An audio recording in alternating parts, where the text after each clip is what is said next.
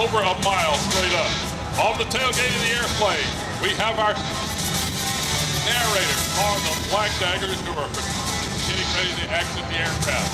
Watch the nose of the airplane as it swings slightly to the right and left. Instructions from the jump master to position the aircraft precisely over the exit point.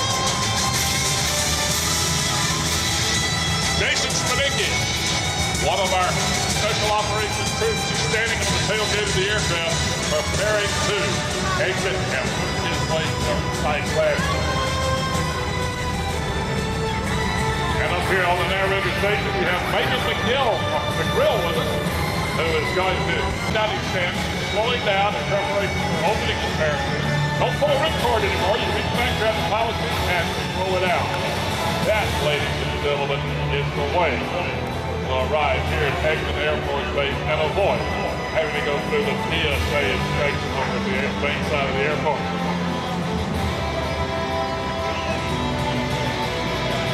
Jason is working his way back in right now. Keep our eye on him as he comes in. Hey, good. You gonna make a parachute jump here today? Oh, she's shaking her head. She said she'll stand up here and sing the national anthem. Ladies and gentlemen, Megan McGrill and the national anthem of the United States of America. Oh, say, can you see by the dawn's early light what so proudly we hailed at the twilight's last gleaming, whose broad stripes and bright stars through the perilous fight o'er the ramparts we watched were so gallantly streaming, and the rockets from fire, the bombs bursting in air, gave proof through the night that our flag was still there. Oh, say does that star-spangled banner yet wave o'er the land of the free and the home of the brave?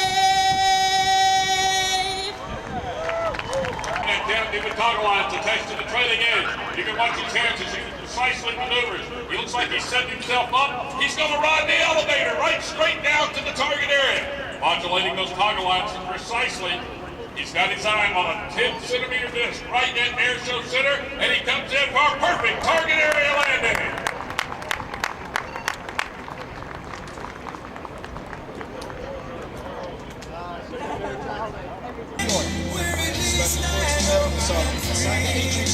It has been my proud honor to afford Nation's colors on this, my precision free ball, performed by members of the parachute demonstration team, the Black Daggers.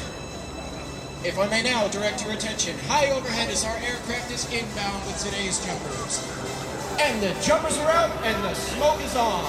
As they exit the aircraft, they keep their arms swept back, their legs straight, and their head nods on the team leader.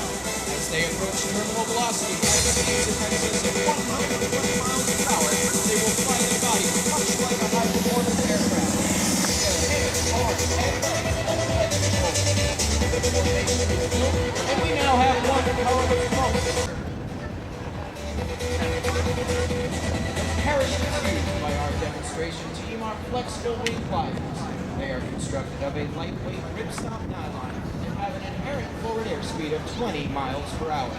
These parachutes are very maneuverable.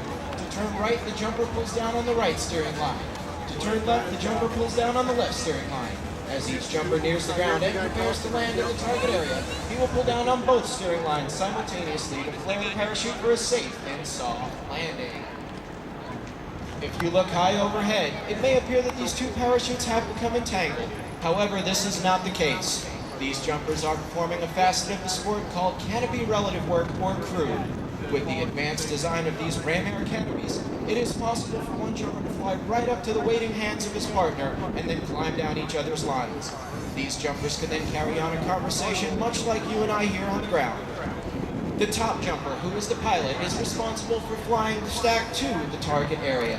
The bottom jumper, who is the navigator, is responsible for relaying heading and altitudes to the pilot. The jumpers are faced with a unique situation, a traffic jam in the sky. They will spiral down, creating separation between each jumper to allow for an individual approach into the target area. As you can imagine, it takes a great deal of concentration and skill to land on such a small target area.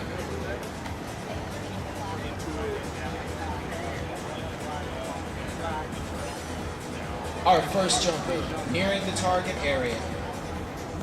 He is a parachute maintenance technician, leading the team in free fall from Alexandria, Virginia. With over 4,123 free fall parachute jumps.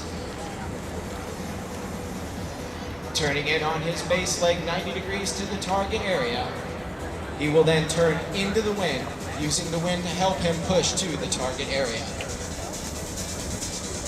Our first jumper and team leader, Staff Sergeant Dewey Vinaya.